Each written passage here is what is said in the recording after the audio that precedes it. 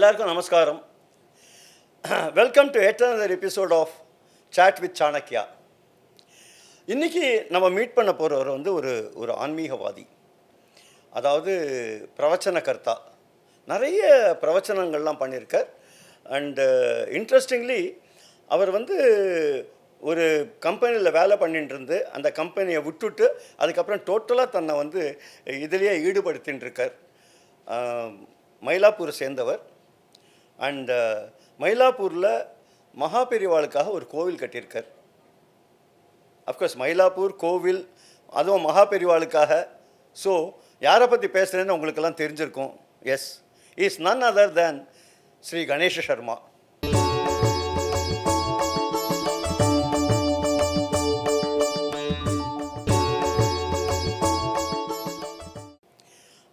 அவரோட மற்ற வேலைகளுக்கு நடுப்புற இங்கே வந்ததுக்காக முதல்ல அவருக்கு என்னோட மனமார்ந்த நன்றியை தெரிவிச்சுக்கிறேன். நமஸ்காரம். நமஸ்காரம். அதாவது உங்களோட பிஸி ஸ்கெட்யூலுக்கு நடுப்புற நீங்கள் வந்து டைம் எடுத்துட்டு வந்ததுக்கு ரொம்ப ரொம்ப சந்தோஷம் சார். நமஸ்காரம். ஆக்சுவலாக வந்து கணேஷ சர்மா அப்படின்னு சொன்னாலே people immediately relate you with Mahaperiyava. அது வந்து எல்லாருக்குமே தெரிஞ்ச விஷயம். எனக்கு வந்து டு பிகின் வித், எப்போ வந்து உங்களுக்கு மகாபெரிவா மேலே ஒரு ஈடுபாடு இல்லை மகாபெரிவாவை பற்றி தெரிஞ்சுட்டது, அது எந்த ஏஜில் அது நடந்தது? நான் முதல்ல எனக்கு பெரியவா அப்படின்னு தெரிய ஆரம்பித்தது அப்படின்னா, எனக்கு விவரம் தெரிஞ்சு ஞாபகத்தில் இருக்கிறதுல என்னோட 6 வயசில் இருக்கும். ஓ. எங்கள் வீட்டு வாசலில் பெரியவா வரா, பட்டணம் பிரவேசமா. அப்போது பெரியவா வரப்போறாங்கிறதே ஊரே ஒரு அமக்கலப்படும் தெருவில். அதாவது எந்த ஊரில் இது நடந்தது? கும்பகோணத்தில். கும்பகோணத்தில் ஏதாவது அக்ரஹாரத்துலையா? ஆமாம், சோலையப்பன் ஸ்ட்ரீட்னு இருக்குது. சோலையப்பன் ஸ்ட்ரீட். ஓகே.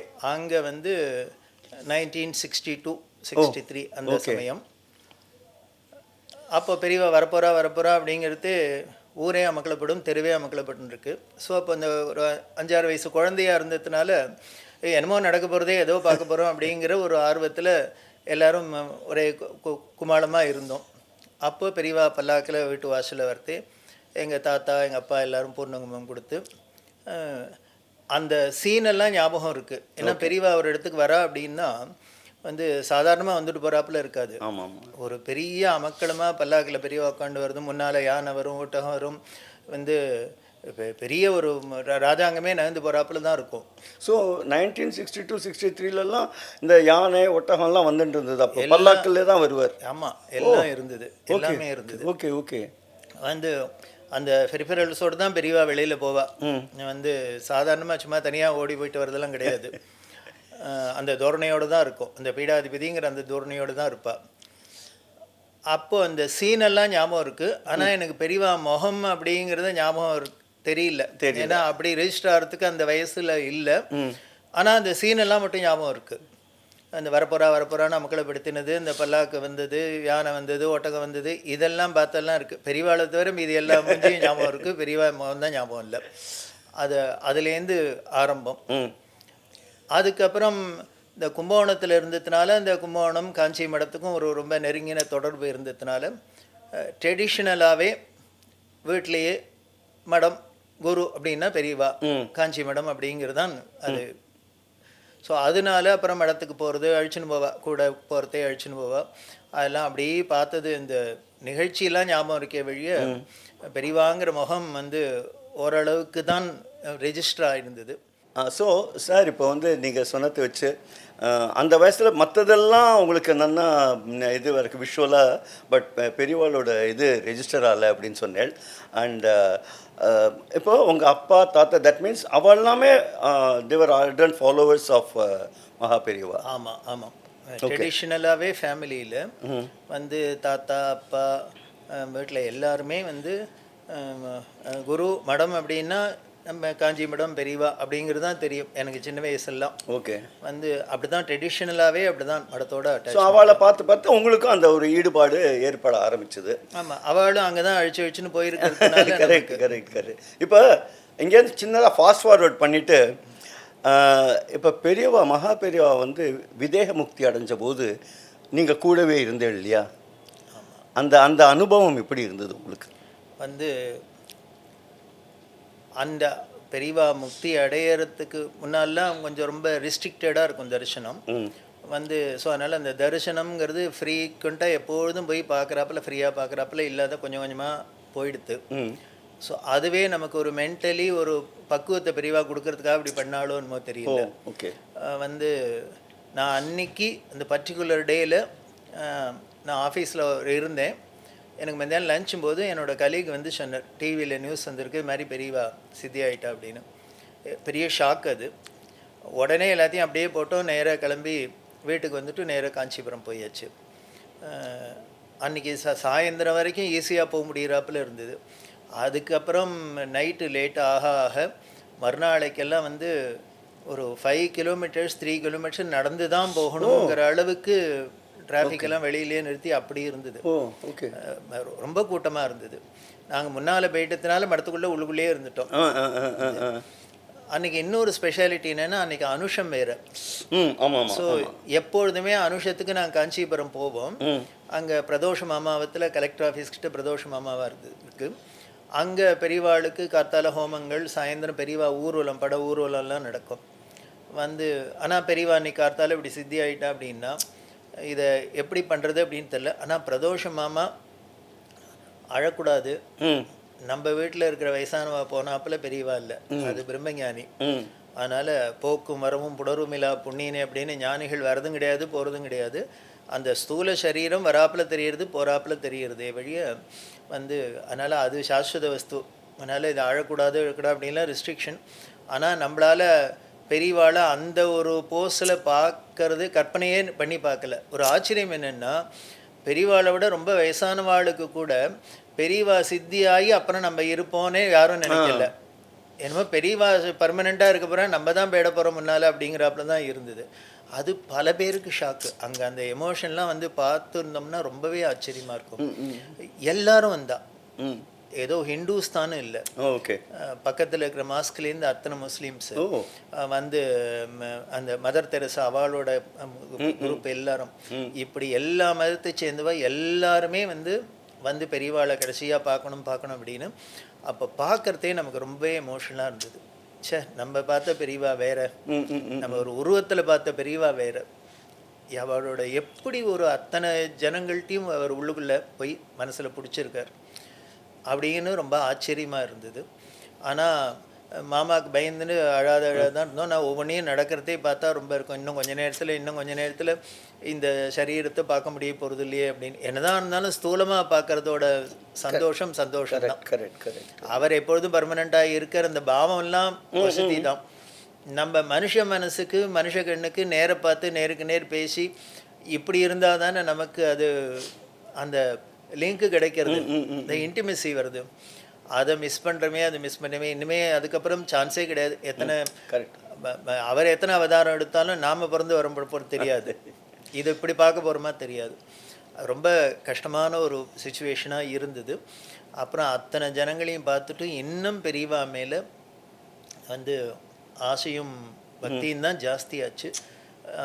எல்லாத்தையும் கட்டுப்படுத்திண்டு ஒரு மாமா சொல்லியிருக்கார், ஏதோ ஒரு சொல்கிறார், விஷயம் தெரிஞ்சவா சொல்கிறா அப்படிங்கிறதுனால பார்த்துட்டு தான் இருந்தோம். நான், விநாயகராம், அவரோட தம்பி எல்லாருமே, நாங்கள் ஒரு குரூப் எல்லாருமே ஒரு பெரியவாட்ட ரெகுலராக போயிட்டுருக்குறோம்.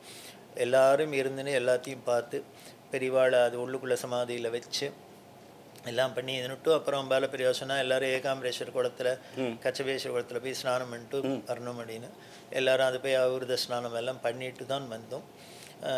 இருந்தாலும் மனசு ரொம்ப அதை ஜெரிச்சுக்கிறதுக்கு ரொம்ப நாள் ஆச்சு அப்படின்னு சொல்கிறதா, இல்லை இன்னும் கூட ஜெரிச்சுக்க முடியலையா அப்படின்னு தான் அது ஒரு டவுட்டில் தான் இருக்குது. அதான் நான் இப்போ சொல்கிறதா, அது இப்போ சொல்லும்போதே ஐ கேன் சி உங்கள் கண் கலங்கிட்டு இருக்கு. அண்ட் ஆல்சோ அந்த ஒரு ஃபோட்டோ கூட நான் பார்த்து ஞாபகம் இருக்குது. அந்த கீழே அந்த இது பண்ண போது பிட்டில் கீழே இருந்து எல்லாம். ஆனால் ஒரு விதத்தில் பார்த்தேன்னா ஹவ் ஐ வுட் புட் இட்னா, அது எப்படி டேர்ம் பண்ணுறதுல ஒரு குடிப்பினேன்னு கூட சொல்லலாம். ஏன்னா அந்த கடைசி மூமெண்ட்டில் உங்களால் அங்கே இருங்க முடிஞ்சது. இப்போ நாங்கள்லாம் வந்து பேப்பரில் படித்தது பார்த்தது அவ்வளோதானே தவிர அந்த ஒரு அனுகிரகம், ஒரு கடாட்சம்னே சொல்லலாம். அது வந்து அந்த விதத்தில் வந்து your very fortunate that way. And அது அது பெரியவாளோட கிருபை அனுகிரகம் அப்படி கிடைச்சது நமக்கு, அவளோட அப்படி ஒரு அசோசியேஷன். அண்ட் இப்போ நீங்கள் சொல்கிற போது சொன்னேன் இல்லையா, அதாவது ஆஃபீஸில் இருந்ததெல்லாம் அப்படியே போட்டுட்டு போயிட்டேன் அப்படின்னு. இஃப் ஐ ரிமெம்பர் ரைட், டாஃபேல ஒர்க் பண்ணியிருந்தேன் இல்லையா? ஸோ அதுலேருந்து விட்டு இந்த இதுக்கு வர்றதுக்கு என்ன, what prompted you to do that? வந்து 1999 ஓரிக்கையில் பெரியவாளோட சென்டினரிக்காக 1994 பெரியவா சென்டினரி, இதுக்கு ஞாபகார்த்தமாக ஏதானும் உலகத்துக்கு ஒன்று பர்மனெண்ட்டாக பண்ணும் அப்படின்னு பிரதோஷ் மாமா ஆசைப்பட்டா. வந்து அதுக்கு என்ன அப்படின்னு மாமாவுக்கு தோணுது, கோவில் கட்டணும். யாராக இருந்தாலும் நீ ஒரு சின்ன ஹெல்ப் பண்ணால் கூட, நீ பண்ண ஹெல்ப்புக்கு உனக்கு கோவில் கட்டி தான் பார்க்கணும் அப்படின்னு நம்ம சொல்கிறோம். அப்படின்னா உலகத்துக்கு இவ்வளவு தர்மம் நிற்கிறதுக்கு இவ்வளவு பண்ணியிருக்கார், அதை ஒரு கோவிலாக கட்டணும். அதுவும் ஸ்தூலமாக இப்போ ஒரு இருந்தா பெரியவா அப்படி இருக்கிறதுனால, அந்த 100 வயசு இருந்ததுனால அது ஞாபகார்த்தமாக ஒரு 100 கால் மண்டபம் வச்சு ஒரு பெரிய கோவில் கட்டணும் அப்படின்னு ஆசைப்பட்டா. அதுக்காக ஏற்பாடெல்லாம் ஆயிண்டே இருந்தது. ஆனால் இனிஷியல் ஸ்டேஜில் அதுக்கு பல சிரமங்கள்லாம் இருந்ததுனால ஸ்லோவாக போயிருந்தது அந்த ப்ராஜெக்டு. அப்போது இந்த மகாலட்சுமி மாத்துபதி ட்ரஸ்ட் அப்படிங்கிற அந்த ட்ரஸ்ட்டில் இருந்த ஆத்மநாதன் அப்படின்னு எம்எஸ் மாவட்டத்தில் இருந்தார், ஆத்மா ராமரத்னம்னு இருந்தார். அதே மாதிரி இன்கம் டேக்ஸில் பெரிய ஆஃபீஸராக இருந்தார் அவர். இவாள்லாம் வந்து அதில் வேதமூர்த்தி இவாள்லாம் ட்ரஸ்டீஸாக இருந்தாள்.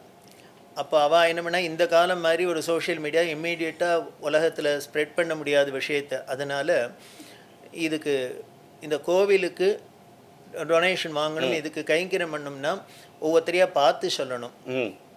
அது வெறுமனை போய் நான் கோவில் கட்ட போகிறது நீ பணம் கொடு அப்படின்னு கேட்குறத விட, பெரியவாளை பற்றி சொல்லி அவளாவே அதை இந்த விஷயத்தை தெரிஞ்சுன்னு எமோஷனலாக கொடுத்தா இன்னும் நல்லாயிருக்கும் அப்படிங்கிறதுனால அவள் என்ன பண்ணால், பெரியவா சரித்திரத்தை ஒரு உபன்யாசம் பண்ணணும், ஓகே, கதையாக சொல்லணும் அப்படின்ட்டு. அதை வந்து பாகவத சப்தாகம் மாதிரி 7 நாளைக்கு சப்தாகமாக சொல்லணும் அப்படின்னா எல்லாம் ஒரு பிளான். இந்த அதுவும் குறிப்பாக இந்த ராமரத்னம்ங்கிற ட்ரஸ்டி அவர் தான். ஓகே, அது குருச்சரித்திரம்னு ஒரு புஸ்தகம் இருக்குது, அதை பார்த்துட்டு அதே மாதிரி நம்மளும் பண்ணணும் அப்படின்னு. அதுக்கு யாரை பண்ணலாம் அப்படிங்கிறது நான் சொன்னேன்.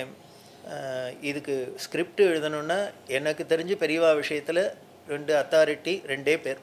ஒன்றும் ராகணபதி அண்ணா, இன்னொன்று எழுத்தாளர் பரணிதரன்.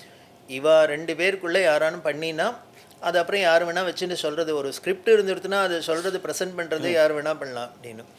அப்போ ராகணபதி அண்ணாட்ட போய் கேட்டோம். அப்போ அவர் எழுதுகிற நிலைமையில் இல்லை. ஓகே, ஸோ என்னால் முடியாது, வந்து நான் எல்லாம் அதெல்லாம் எழுத்து பண்ணியெல்லாம் ஓஞ்சி போயிடுத்து அப்படின்னு சொன்னார். அப்புறம் சரி அவர்கிட்டே கேட்டது, பரணிதரன்ட்ட சொல்லாமல் அப்படின்னு. ஸ்ரீதர்கிட்ட கேளு, அவர் பண்ணான்னா என்னை விட நன்னா இருக்கும் அப்படின்னா. அப்புறம் அவர்கிட்ட போய் கேட்டோம். அவர் சொன்ன, நான் ஆல்ரெடி ஒரு தரம் எழுதிட்டேன், பெரியவா ஒரு தரம் பண்ணின காரியத்தை திருப்பி பண்ண விட மாட்டா. ஸோ அதனால நானும் இந்த ராமரத்னம் அவள் வீட்டுக்கு போயிருக்கோம். அப்போ சொன்னேன், நீங்களே தான் பண்ணுங்கோளேன் எழுதுங்கோளேன் அப்படின்னு. உங்களை? ஆமாம். ஓகே. நான் சொன்னேன், என்ன விளையாட்டான்னு. பெரியவா கதை பெரியவா சரித்திரங்கிறதே பெரிய விஷயம், உலகத்தோட எதிர்பார்ப்பு ரொம்ப இருக்கும். அதை வந்து யாரெல்லாம் பண்ணியிருக்காருன்னா, ஒரு சிங்கங்களான ஒரு ராகணபதி பரணிதரன் இவாள்லாம் பண்ணின மாதிரி சாதாரண ஒரு ஒருத்தர் பண்ணிட முடியுமா? முதல்ல அந்த தைரியம் வருமா பண்ணுறதுக்கு?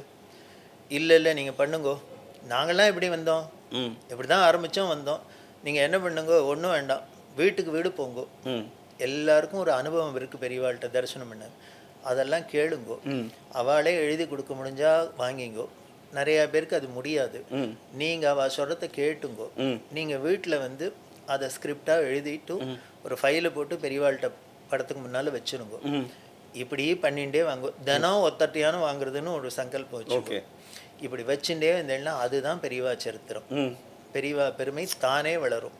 அப்புறம் அதை வச்சுட்டு யார் வேணால் என்ன வேணால் பண்ணலாம் அப்படின்னா. இதெல்லாம் சொல்லிவிட்டு அந்த எங்கள் ட்ரஸ்டி ராமரத்னத்துக்கிட்ட, சரி இது என்ன பர்பஸ்க்கு அப்படின்னா, இப்படி ஸ்கிரிப்ட் தயார் பண்ணிவிட்டு பெரியவா சரித்திரம் தயார் பண்ணி அதை போய் பிரவச்சனமாக எல்லா இடத்துலையும் பண்ணி அது மூலியமாக வசூல் பண்ணணும் ஓரிக்கை கோவிலுக்கு அப்படின்னு. உடனே அவர் சொன்னார், நல்ல ஐடியா தான் பண்ணுங்கோ, ஆனால் ஒன்றும் யாரை விட்டு பிரவச்சனம் பண்ண சொல்ல போகிறேன் அப்படின்னார். இந்த ராமரத்னம் ஒன்றும் சொல்லலை. அவ என்ன இவர் கேள்வி கேட்டுட்டு உடனே சொன்னார், நீங்கள் என்ன வேணால் பண்ணுங்க, யார் வேணால் வச்சுங்கோ, ஆனால் என்னோட சஜஷன் என்ன கேட்டால் சொல்கிறேன், இன்னைக்கு பிரவச்சன ஃபீல்டில் யார் ஃபேமஸாக இருக்காளோ அவள் யாரும் சொல்லப்படாது. இது கேட்டோன்னே எனக்கு ஷாக்காக, என்ன இப்படி சொல்கிறேன், அப்படிதான் சொல்லுவாங்க பிரபலமான இருக்கிறவாள். ஆமாம், இல்லை அவள் சொன்னால் தானே ரீச் ஆகும் அப்படின்னு. உடனே அதுக்கு சிரிச்சுட்டே பரணிதரன் சொன்னார், இங்கே பாருங்க, இது பெரியவா விஷயம், யாராக இருந்தாலும் பெரியவா விஷயம்னா யார் சொன்னாலும் கேட்குறாப்புல இருக்கணும், குழந்தை சொன்னால் கூட கேட்கணும். அங்கே பெரியவா தான் இம்பார்ட்டன்ஸ் இருக்கிற மாதிரி இவரோட நேம் அண்ட் ஃபேமிலியோ இவாளோட நேம் அண்ட் ஃபேமிலியோ பெரியவாள் விஷயம் போகணுங்கிறது இல்லை. இன்னும் சொல்லப்போனால் பெரியவாளை பற்றி சொல்லி அவளுக்கு வேணால் நேம் அண்ட் ஃபேம் வரலாம். கரெக்ட் அப்படின்னு சொன்னேன். இது ரொம்ப டோட்டலி டிஃப்ரெண்ட்டாக இருந்தது எனக்கு. உலகம் எல்லாரும் நினைக்கிறதுக்கு நேர் ஆப்போசிட்டாக இருந்தது அப்படின்னு சொல்லிட்டு அவரே சொன்னார், இது என்ன கேட்டதுனால என்னோட சஜஷன், அப்புறம் உங்கள் சௌரியம் எப்படி வேணால் வச்சுங்க அப்படின்னு. இது இத்தனையும் சொன்னோன்னு இந்த ட்ரஸ்டி ராமரத்னம் சொன்னார், இல்லை நாங்களே இவரை தான் சொல்லலாம்னு வச்சுக்கோன்னு என்னை கையை காமிச்சார். ஓகே. எனக்கு அதுக்கு முன்னாடி நீங்கள் பண்ணதே இல்லை, பிரவச்சனம் எதுவுமே பண்ணதில்லை. ஓகே. என்னோட நேச்சரே 4 கேள்வி கேட்டால் அரை வார்த்தை பதில் சொல்லுவேன். எனக்கு இப்போ பேசுறதுங்கிறது என்னால் முடியாத காரியம், அது எனக்கு நல்லா தெரியும். சொல்லுங்க, இதுதான் என்னோட நேச்சர். அப்படி இருக்கிறத என்னை கையை காமிச்சா அவர் எதிர்க்க எனக்கு, நான் அவரை பார்த்து முறைக்கிறேன், அவர் ஒன்றும் பதில் சொல்லலை. ஒன்று என்னை இறங்க பார்த்தார் பண்ணிதானே. அன்னைக்கின்னு நான் என்ன பண்ணேன், ஜீன்ஸு டிஷர்ட் போட்டுன்னு போயிருக்கேன். ஓகே. இப்போ என்னோட அப்பியரன்ஸே வேற. அப்போ அப்படி இருந்தது. அவர் பார்த்துட்டு ஒரு மாதிரி அவருக்கு ஷாக்கு. ஆனால் எதிர்க்க காமிச்சிக்க முடியல. அப்படியான்னார். உங்களுக்கு என்ன வயசாகுது அப்படின்னு என்ன கேட்டார். வயசு சொன்னேன். நீங்கள் பெரியவாளை பார்த்துருக்கேளான்னார். 6 வயசுலேருந்து பார்த்துருக்கேன். என்ன பண்ணலாம், ஒன்றும் தப்பு இல்லை, ட்ரை பண்ணுங்கோ அப்படின்னார். Sir, if I am not inquisitive, அப்போ என்ன ஏஜ் உங்களோடது? அப்போ எனக்கு 31. Very young. ஓகே. அப்படி இருக்கும், 32 அது மாதிரி இருக்கும். வெளியில் வந்துட்டோம். வெளியில் வந்தோன்னே அவர் காரில் எடுத்து நம்ம என்ன திடீர்னு குண்டை தூக்கி போகிறேன் அப்படின்னு. உடனே அவர் சொன்னார், முதல்லேருந்தே உங்களை தான் நினச்சின்னு இருக்கு, இப்போ முன்னாலேயே சொன்னால் நீங்கள் தகராறு பண்ணுவேன், இதெல்லாம் ஸ்கிரிப்டெல்லாம் ரெடி ஆகட்டும் அப்புறம் உங்கள்கிட்ட சொல்லலான்னு நினச்சிருந்தது. இன்றைக்கி அவரை ஓப்பன் பண்ணிட்டு சொல்ல முடியுமா ஆயிடுது, அதனால் நீங்கள் தான் பண்ணுறேன் அப்படின்னு. நான் அவள்கிட்டெல்லாம் நான் ஏத்துன்னு பேசவே முடியாது. ஏன்னா அவளோட ஸ்டேட்டஸ்க்கு நான் திருப்பி பதிலெலாம் சொல்லவே முடியாது. சொன்னால் வரணும், போகணும், அவ்வளோதான். இப்படி தான் என்னோட இந்த கேரியர் ஆரம்பிச்சுது. ஓகே. ஸோ அதனால் இந்த ஓரிக்க கோவிலுக்காக அதை பிரச்சாரம் பண்ணணும், அதுக்கு போகணும் அப்படிங்கிறதுனால போச்சு. அது இந்த சப்தாகம் அப்படின்னு 7 நாள் பெரியவாளை பற்றி சொல்கிறதுங்கிறது ஒரு ரொம்ப சூப்பர் ஹிட் ஆகிடுது. ஏன்னா அது வரைக்கும் யாரும் அப்படி பண்ணினது இல்லை. பல உபன்யாசங்கள் நடுப்பற பெரியவாளை பற்றி சொல்லுவா, அப்படிதான் இருந்தது. எக்ஸ்க்ளூசிவாக பெரியவாளை பற்றி பேசுறது, அதுவும் ஒரு வாரம் கண்டினியூஸாக பேசுறதுங்கிறதெல்லாம் இல்லாத இருந்தது. அப்படி இருந்ததுனால இது ஜனங்கள்கிட்ட ரொம்பவே வரவேற்பாக இருந்தது. அப்போது என்ன ஆகிடுது, எனக்கு என்ன ஆஃபீஸில் என்னால் வெளியூருக்கெல்லாம் போகணும்னா ஒரு வாரம் லீவு போகணுன்னா லீவு கிடைக்கிறது கஷ்டம். ஆனால் வெளியூர்லேருந்தெல்லாம் வருது, ஆஃபர் வருது. ஸோ கொஞ்ச நாளைக்கு ஒரு 2 வருஷத்துக்கு மெட்ராஸ்குள்ளே லோக்கலில் மட்டும் பண்ணுறது. ஓகே. ஆஃபீஸ் டயத்துக்கு அப்புறம் நேராக அங்கேருந்தே நேராக நான் வேஷ்டி எல்லாத்தையும் எடுத்துன்னு போய் எந்த இடத்துல நடக்கிறதோ அங்கே போய் பண்ணுறது, இப்படிலாம் பண்ணிட்டு. ஓகே. ஆனால் அது கட்டுப்படி ஆகலை. ஏன்னா ஜனங்களோட ஆர்வத்தை நம்மளால் அதுக்கு மேலே ஹானர் பண்ணாதையும் இருக்க முடியாது. அப்புறம் தான் தீர்மானம் பண்ணிட்டு, சரி இந்த வேலையை வச்சுன்னு நம்ம இதையும் பண்ண முடியாதுன்னு. அதோட இல்லை, நமக்கு இது பண்ண ஒரு மாதிரி அதில் ஒரு சந்தோஷம் ஏற்படுது, ஆத்ம திருப்தி இருந்தது. அதனால வேலையை விட முடியுமா ஆச்சு.